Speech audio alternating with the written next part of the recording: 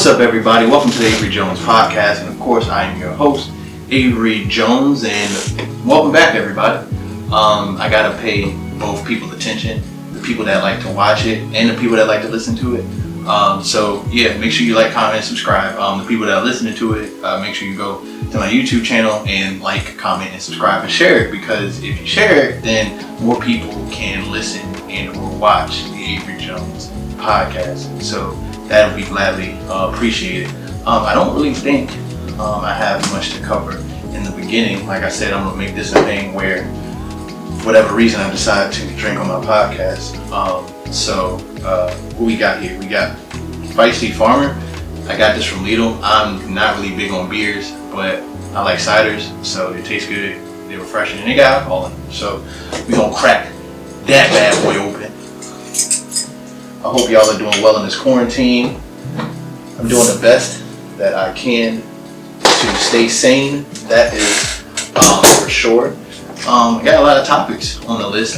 Thank you guys for tuning in to my season 3 premiere. It's still up if you're wondering. So definitely make sure you go check that out as well. I definitely appreciate you guys for doing that.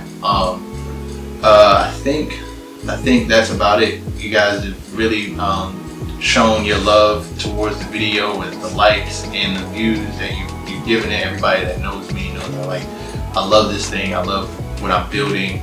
So just continue to support me. Oh, that's right. So make sure that you go listen to it as well. So if you can't play the video while you're driving somewhere, you shouldn't be going anywhere, but if you have to go somewhere, then because I know people are making drives to DC, Hampton to visit family and stuff like that. Of course, still stay safe, but make sure when you taking that long ride, you listen to the Avery Jones Podcast as well, because those listens help me as well. So also check out the other links in the description for donations and for voice messages as well. If you have a topic that you want talked about on the Avery Jones Podcast, I can do it for you. I'm versatile, so yeah. As you realize, things are a little bit different. I had a different hat on, and I had a different shirt. Because, well, the hat, I just wanted to switch it up. But the shirt, all of my Avery Jones Podcast shirts are dirty, and I need to wash clothes, which I've been kind of focusing in this area of things, so I haven't gotten around to it. So yeah, but anyway, we're gonna get this thing rolling because I only got 30 minutes, y'all. So keep it short. So I got you. I love that. So good, so very good. So let me go ahead and pull up all the topics that I got for you guys today. All right. So you guys that do know me know that I wouldn't really call myself religious, but I love God. You know, I'm a believer in God, Lord and Savior Jesus Christ. And I feel like, especially in today's generation, and some people might agree, some people might not, who knows, but I feel like in this particular generation, we're forced to do things a certain way to appease God, or to, I don't know, like people make it seem like it's a structured way to praise God. Like, I look on my Instagram feed and a lot of people are saying, oh, make sure you're journaling every day, and make sure you're doing your daily devotionals, and make sure you're reading the Bible, and making sure that you're praying this many times a day. Make sure you're praying this way. Make sure you're doing this. Make sure you're doing that. And in my personal opinion, I don't feel like that's, I'm not saying it's wrong, but I just don't feel like it's a quote unquote structured way to praise God. You got to praise Him in your own way. You got to, I thought I'd have church at the beginning of this podcast, but I just feel like you have to go about your own way of praising God, because some people connect with God through nature. Some people connect with God through reading, writing. Some people connect with Him through song. So whatever your way is that you connect with Him, do that, because I just feel like a lot of people decide that, like, oh, this, like, you have to read the Bible in order to be close to God, or in order for Him to do what He wants you to do. If he tells one person, read your word, because he feels like you need to read the word, then let it be so. But if he feels as though he needs to move in a different way in someone else than he does you, then by all means. Some people need to meditate outside. Some people need to like meditate in different ways. So just understand that, like, be cognizant of how you, I wouldn't say how you post different things, but like how you tell someone, like, this is the way you should do it. You know, this is the way that I do it, and it works for me, and my relationship with God is growing stronger, so maybe I recommend that you do that, opposed to a person saying like, oh, you gotta journal, you know what I'm saying? Oh, you gotta pray 3 times a day. You know, if it's like your religion to do that, then so be it. But I know with me, my relationship, I found like my relationship with God is being built through just being one with Him and praying and talking to Him. Some days I do read the Bible. Like, I've been doing daily devotionals with my youth group, and it's seeming to help me. Like, I've learned a little bit more about the Bible each day I've done it. But I'm not saying that this is what you need to do in order to grow in your relationship with God, if that makes any sense. So yeah, just be cautious. Praise God the way you would like to, as long as it's positive and it's uplifting Him, then do that. Jim Carrey made a really, really good point, and I saw a post on Instagram where it was like, he was saying, like, imagine being homeless and all of a sudden there's a person that comes up to you with a video camera in your face, and literally you, like, whatever they're giving you, you have to take it, and it's awkward and it's embarrassing, and it's something that, I don't know, it's a stigma. And so I saw that post by Jim Carrey and was like, that actually makes a lot of sense. And I'm not even gonna lie, I did at one point in time, but it didn't even feel right to me. Excuse me. It didn't even feel right to me. Imagine, I had to think about it when I did go out there and I did that, because I was like, oh yeah, I'm thinking about maybe inspiring somebody else to do it, but it also didn't feel genuine. So the footage that I did take, I ended up deleting because it just didn't feel right to me. I went out and I gave a few homeless people in my community, I gave them like food and like blankets during like Christmas time. It was like either last year, year before last, one of the two, I'm not sure. But when I filmed it, I didn't feel right. So, and I realized a lot of people are doing that. Once again, to each his own. You know what I'm saying? Whatever, I'm pretty sure, I would like to think there's a purpose behind you doing it, but just be mindful that you're shining the camera or your phone in someone else's face going, look at me, y'all, I'm giving back to the community. Look at me handing this person a hamburger. So it's like, you don't want to give that impression about yourself. If you're trying to inspire someone, maybe somebody specifically, send it to them, but I just don't feel it's needed. Like I said, this is coming from experience. Like, I did it and my heart didn't feel right about it. So when you do give, and I'm not saying you not giving from your heart just because you film it, but just be mindful that they're people too, So imagine someone coming up to you with a camera in your face and then them giving you something. It'd be kind of like, and especially if you're down on your luck or you're in a place in life where you're not too happy with, it's kind of weird. So just be mindful. Give from your heart, not for the clout. But yeah, so and then of course, moving on, like I said, we're rolling through these topics. I want to leave it for open discussion, so you guys make sure you drop them in the comment section how you feeling about these topics, or you want things to be changed, some things to stay the same. You let me know, and I'm right there with you. I swear, this podcast, man, y'all understand the setup is crazy, and having to take all this stuff down. I told you we got lights, this computer, this setup, and it's a whole bunch of stuff. But we still here. But I was reading in one of my devotionals, my youth pastor, his fiance commented in one of the devotionals, and she was saying that I think the devotional was kind of about just the scars that you have and how you're trying to heal from them. And she was saying that she was using her degree to kind of cover up her insecurities about herself or the things that she really didn't like. And it's kind of like, oh, look at my degree. And I look at a lot of these people. I have a business degree, or I have a associate's degree in business, and I don't have my bachelor's, but a lot of people get like a bachelor's and then a master's and then a doctorate. Of course it's stepping stones and for you to advance throughout life, but it got me thinking. I'm like, a lot of these people actually get the degrees to kind of hide certain things they don't want to come out about themselves. So it's much easier to say, I have a degree, for people to forget about the fact that you're insecure, or even digging deeper into that.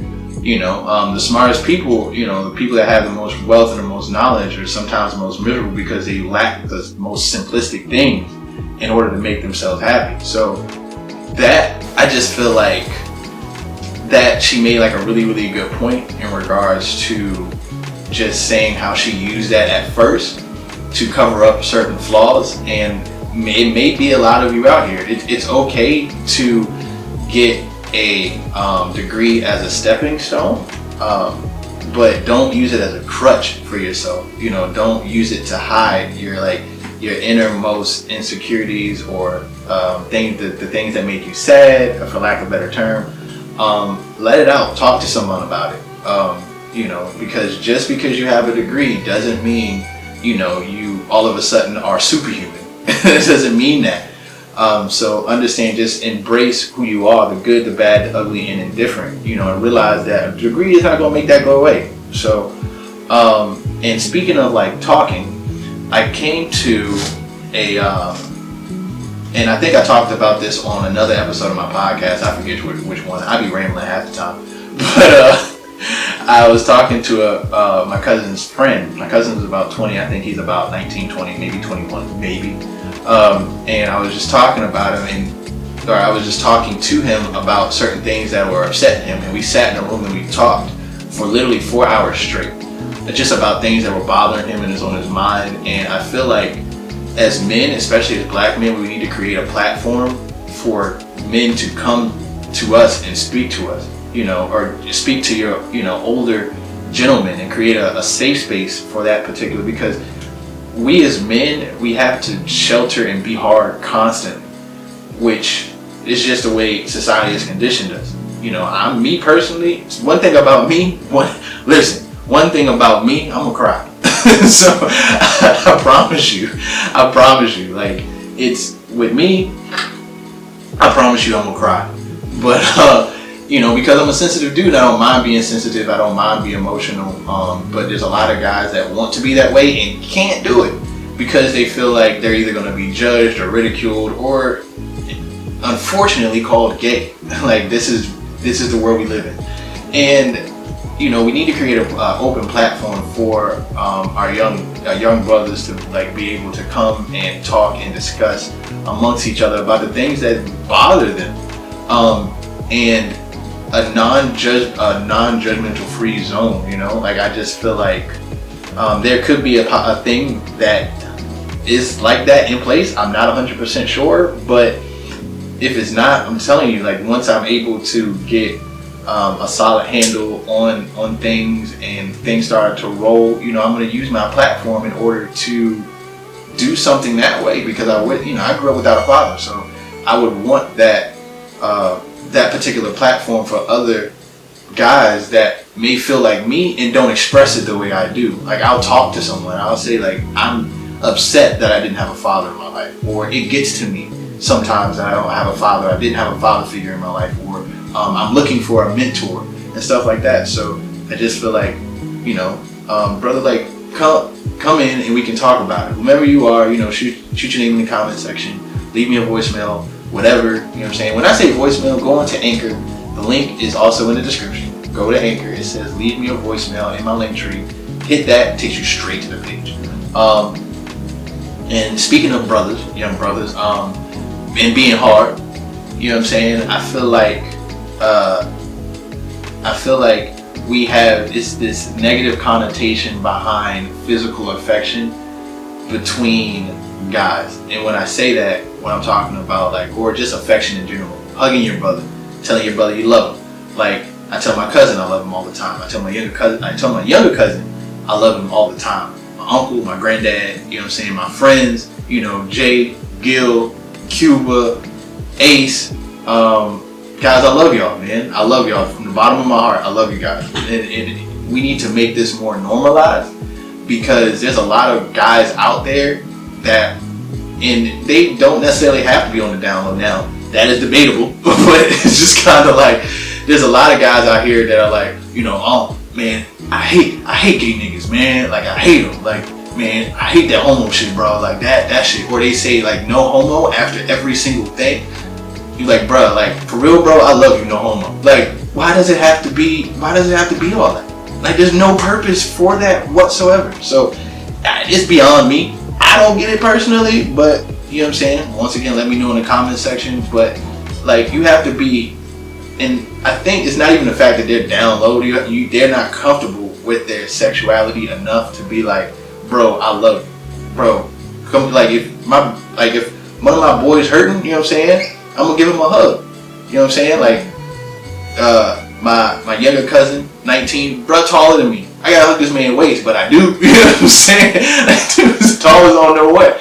But like, you know, I want to show that affection, because it's kind of like, I love everyone, you know, and we have to spread love. I don't care what the, you know, like, what the gender is. And it's, like I said, there's a lot of guys out here that aren't comfortable enough with their sexuality to say like, you know, like, I love a brother, or, you know, or sit down, let's talk about certain things, or if they come in contact with certain issues, they're kind of like, bro, I don't do that gay shit. Like, I can be honest with you. I told you this podcast is raw and uncut. I'm trying to keep it balanced with it, but I've been approached by gay dudes, and I've said like, hey, listen, like, that's not my style. You know what I'm saying? That's not how I carry myself. But listen, like, you do you. I'm just not that way. And I think the reason being is because I'm just like, I'm happy. You know what I'm saying? Like, I try to be in knowing where I came from and the things that I've gone through. Like, I have no other choice but to be this way. Like, I have no other choice but to think positively and be upbeat and be like, you know, happy-go-lucky, you know what I'm saying? But, you know, but also, I don't tolerate a whole bunch of stuff, a whole bunch of nonsense. And I don't have patience, like my grandma said, I don't have patience for dumb shit, you know? So it's like, you have to be comfortable enough in your sexuality you have to be comfortable enough in your sexuality in order to do these things and express yourself the way you want to. So it's a matter of searching within yourself. Like, dudes don't really want to sit down with themselves. And with this quarantine, it's requiring people to sit down with themselves. But I digress. But yeah, just like, be secure in your sexuality. Moving on. So something serious happened in the news recently. And I'm going to read the news article that I got from NBC by a Mr. David K. Lai. Georgia prosecutors said Tuesday they plan to present evidence to a grand jury for possible charges against men who chased and eventually gunned down an unarmed black man they believed was a burglar, but whose family say was simply jogging. Ahmed Arbery, 25 years old, man, sad, was shot to death in Brunswick, a coastal city about midway between Savannah and Jacksonville, Florida, on February 23rd. He was running through the quiet neighborhood of Satellita, I think that's how you pronounce it, Satellita Shores. I think there's some quotes in there and stuff like that, but you kind of get the gist of it. I just wanted to read a little bit of it.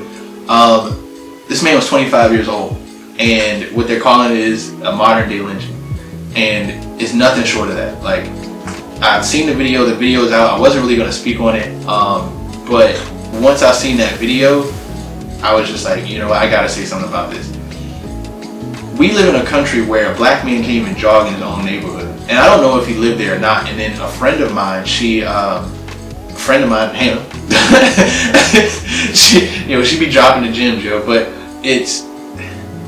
she was saying in the comments on Twitter, and this is probably why I don't need a Twitter, but she was saying in the comments on Twitter, like, or on Twitter, that like people were saying like, why you gonna fight with a gun? You should have been in the house in the first place. Like that, no. Like, in this quarantine, you have to get active. You have to like do something to keep yourself sane. You know what I'm saying? Because some people can't spend that time alone by themselves. And by the grace of God, I got my grandmother here, and she keeps me company. You know what I'm saying? And she keeps me laughing, smiling, and you know, like thank God for her. But it's just like a black man can't even jog in his own neighborhood anymore without fear of being shot. And we're talking about 25. Like when I get when it comes to my birthday, I literally thank God. I open my eyes and I thank God. It's the first thing I do. I do that every morning, but it's extra thankful because I got through another full year of life as a black man. Like when a cop pulled up, I went outside at 2 o'clock in the morning. I go to my car to make sure this recording. This shows you dedication, guys. But I went out to my car to see if the podcast would actually go through on my speakers in my car, because people are saying they have like issues with that. And so basically I went out and I went out to basically try to see if it played on the speakers in my car, which it was kind of low. But anyway, the point being, a police officer pulled up. This is 2 in the morning now, and so he pulls up. When I tell you my heart dropped, my heart dropped into the pit of my stomach. But I'm telling you, to him, I look cool as a cucumber. Like, you know, like he just was some dude I knew, white cop. And he looks at me and he says, you know, how you doing, sir? I know you're trying to get in the house. You know what I'm saying? But have you heard any shooting around here lately? I was like, oh, no. He was like, okay, thank you, sir. I appreciate you. Have a good night. And I was just like, whew, thank God. But, like, we shouldn't have to do that. We were taught growing up that police officers are your friends, and we can't even trust them anymore. But, you know, keep your prayers open for the family, and hopefully he gets the justice that he needs. I think, which it should, because it's very uncomfortable to watch, but I mean, just know if you see the video anywhere on social media, before you click on it, just be prepared, because it's very, very difficult to watch. Very, very difficult. Let me, because here's some truth serum for y'all. Let me take a sip of my cider here.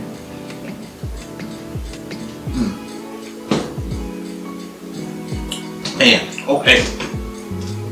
Excuse me. Okay, so we got a little over 5 minutes left. I'm gonna try to go quick with it.